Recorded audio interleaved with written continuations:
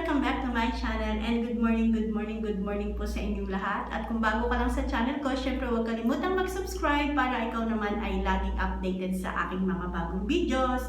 And today is another day of our life here in Saudi Arabia. So, today, isi-share ko sa inyo yung another task na lagi namin ginagawa dito. Kaya naman, syempre, alam ko, excited na rin kayo. Excited na rin ba kayong malaman yung isa sa mga gawain ng mga OFW kagaya namin dito sa Saudi Arabia? Handa ka na ba? Let's go!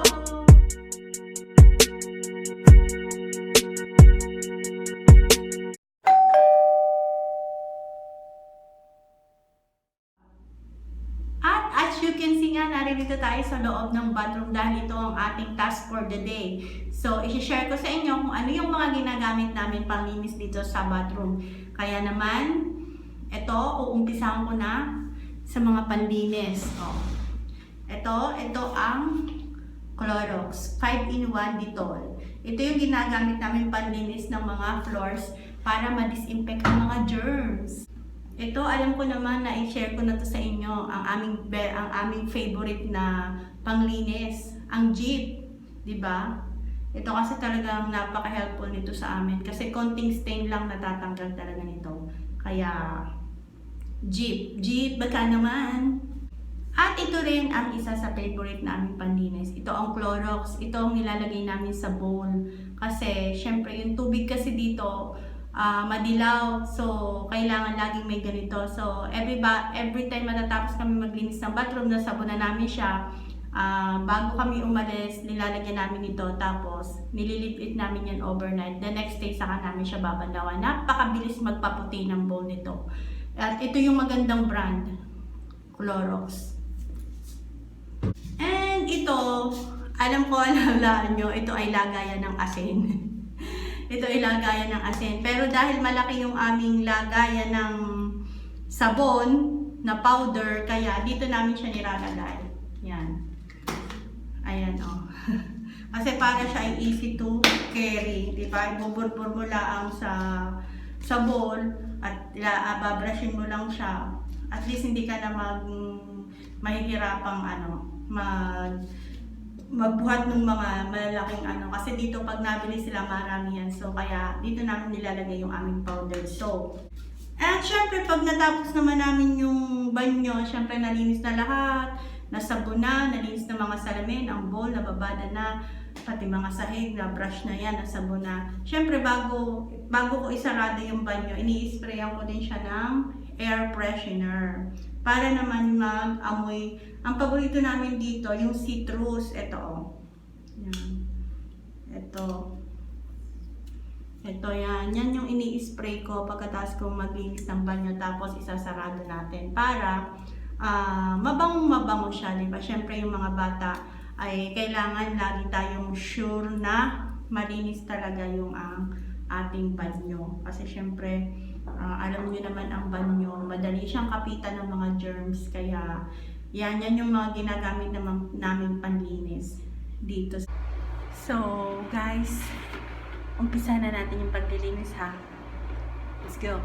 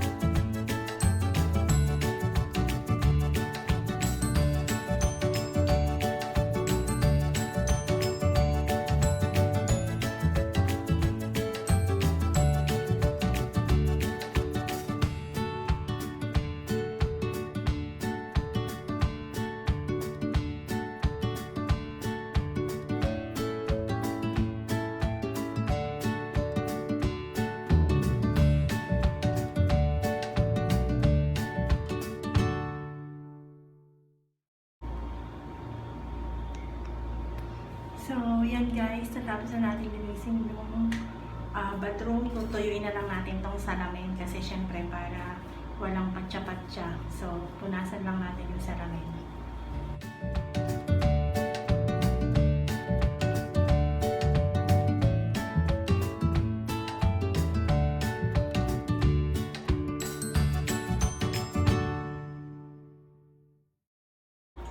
At itong pinto, pupunasan din natin kasi syempre minsan may mga gabog at saka yung mga handprints. Ito, ditol, pang disinfectant.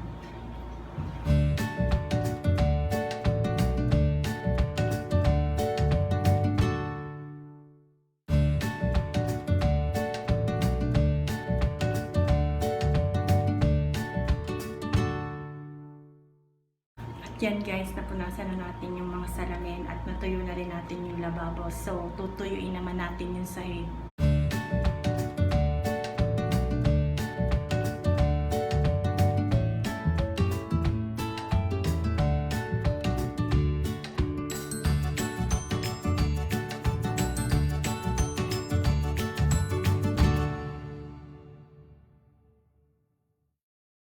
So guys, pinapatayo lang natin at syempre i-sprayan natin siya ng pampabango. Kaya wait lang. Kunin ko yung pampabango at i-sprayan natin siya, tapos isasarado natin siya para ma-disinfect talaga yung bathroom. So yan, sprayan na natin.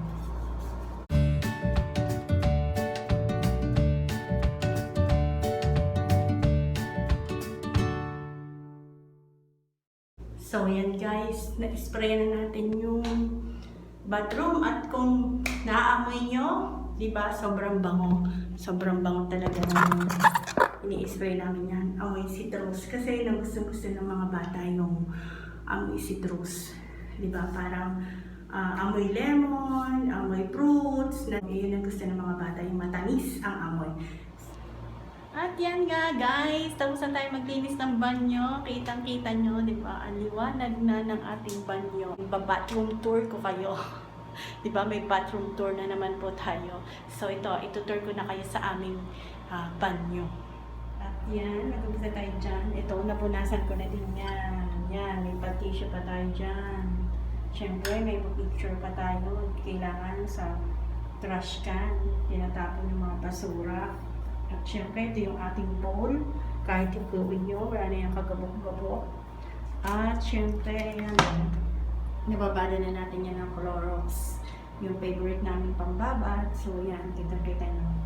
Kaya nalimintain yung kaputian niya. Kasi lagi namin siyang pinababala ng Clorox. At syempre, ito naman yung aming bathtub. Yan. Nalinis ko na rin yan. Yan. Yan. Pati yan, nililinis namin yan. Kasi lagi yung pinapasok ng gabok pag may sunstorm. Yan, di ba?